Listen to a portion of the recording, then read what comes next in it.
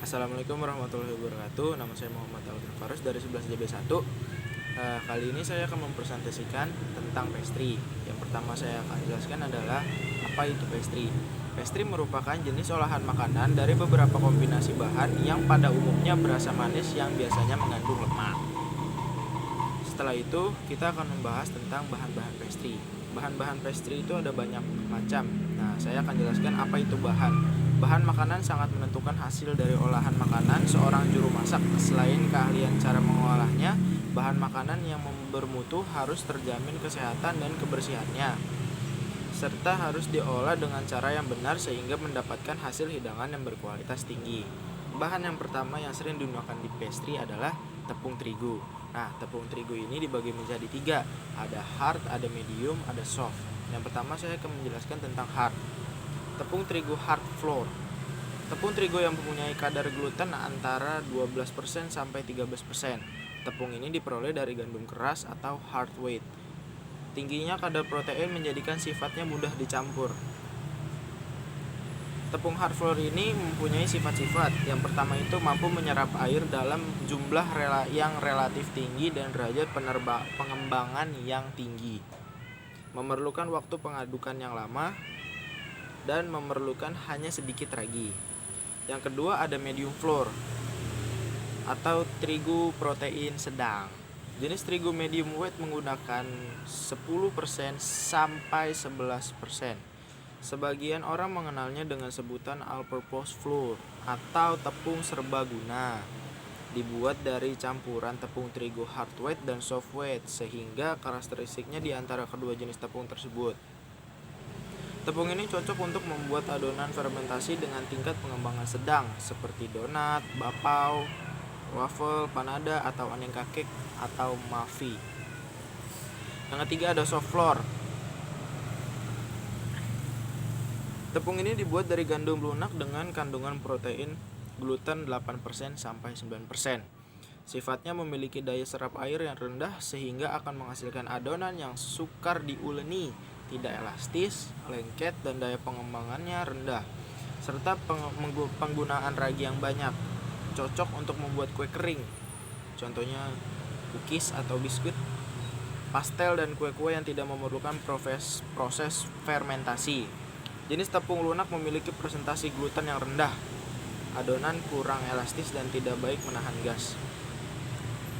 Tetapi tepung lunak ini memerlukan energi yang lebih kecil dalam pencampuran dan pengocokan adonan dibanding dengan jenis tepung keras. Yang kedua itu ada coklat. Nah, ini bahan yang bisa disebut sih inti dari produk-produk pastry itu pakai coklat.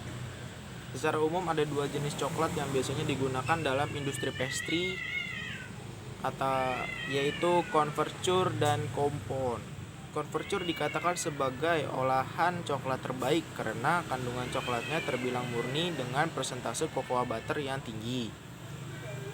Converture memiliki rasa agak pahit dan lebih lumer di lidah. Pengolahannya sendiri lebih sulit sehingga coklat converture ini lebih sering digunakan oleh para profesional dan industri-industri besar.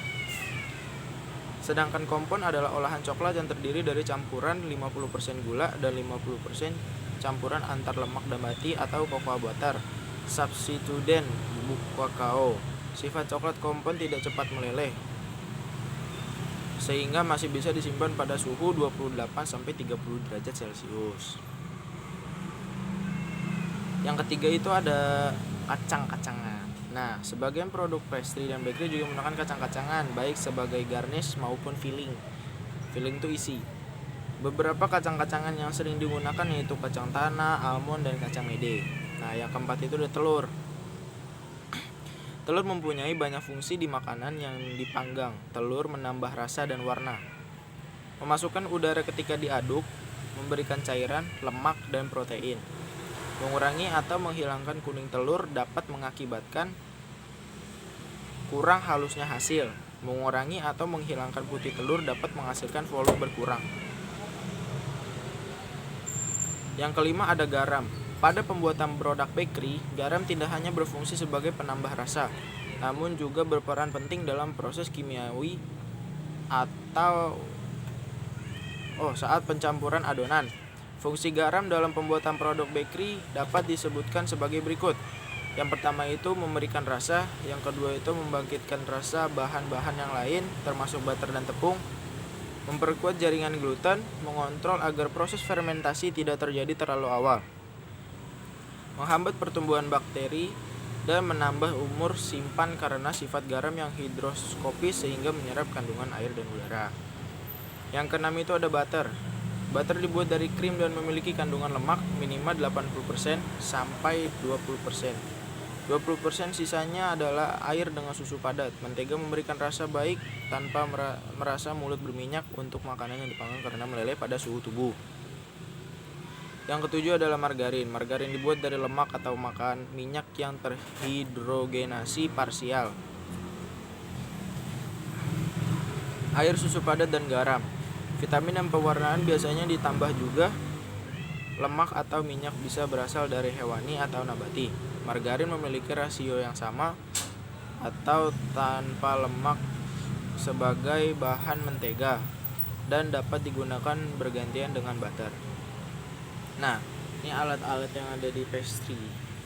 Yang pertama itu ada oven, yang kedua itu ada rotary oven, deck oven, rack oven, prover, mixer, terus ada vertical mixer, spiral mixer, refrigerator, freezer, seater, terus ada timbangan, meja kerja, kompor, coklat warmer, bread slicer, terus ada pisau, rolling pin, cutter, piping bag, terus ada cetakan roti juga ada, loyang ban, pisau atau cutter, ayakan tepung,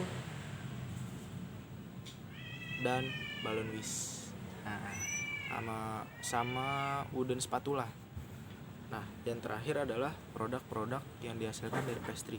Lalu produk-produk yang dihasilkan dari pastry yang saya pelajari di sekolah itu adalah, yang pertama itu ada apple pie, yang kedua ada sweet dough, yang ketiga ada soft candy, yang keempat ada whole cake, mousse, terus ada cookies, terus ada showpiece. Tapi saya pernah ngeliat teman saya bikin showpiece, jadi saya tahu sedikit lah tentang showpiece.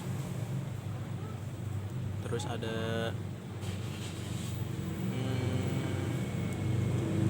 crackling. Nah, sebenarnya banyak produknya, cuman saya baru belajar itu. Jadi sekian presentasi dari saya, kurang lebihnya mohon maaf. Wassalamualaikum